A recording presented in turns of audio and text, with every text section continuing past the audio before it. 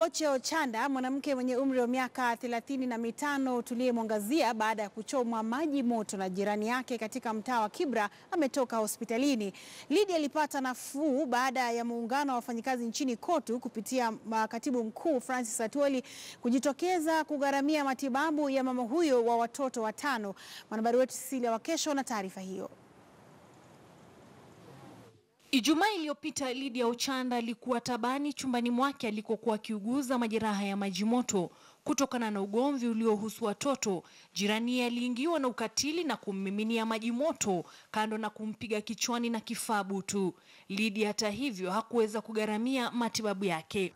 Baada ya Katibu Mkuu wa muungano wa COTU Francis Atwoli kutangaza kwamba wangesimamia gharama yote ya matibabu katika hospitali ya kitaifa ya Kenyatta, Lydia amepokea tiba iliyostahili. Ameruhusiwa leo kwenda nyumbani baada ya kulazwa hospitalini humo tangu Ijumaa iliyopita. Huyo mama yuko hospitali. Leo asubuhi tulikuwa tunapeleka barua. Sisi kama COTU ama chama muungano wa vyama vya wafanyikazi tutalipa bili ya huyo mama yote. Nilikuwa sijiwezi, hata matibabu nilikuwa singeweza hata kujitibu, lakini nashukuru nilipata usaidizi kutoka kwa Mheshimiwa Atwoli. Ndiye amenishughulikia mpaka naona tayari niko nafuu.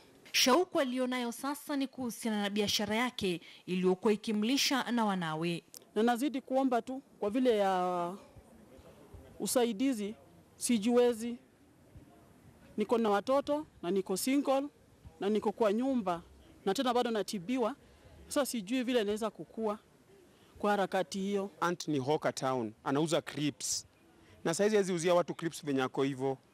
Dakika hii mimi ndo nimebeba mzigo wake yote. Washukiwa waliomchoma Lydia wanazuiwa korokoroni, huku kesi hiyo ikitarajiwa kutajwa kotini tarehe 29 mwezi huu.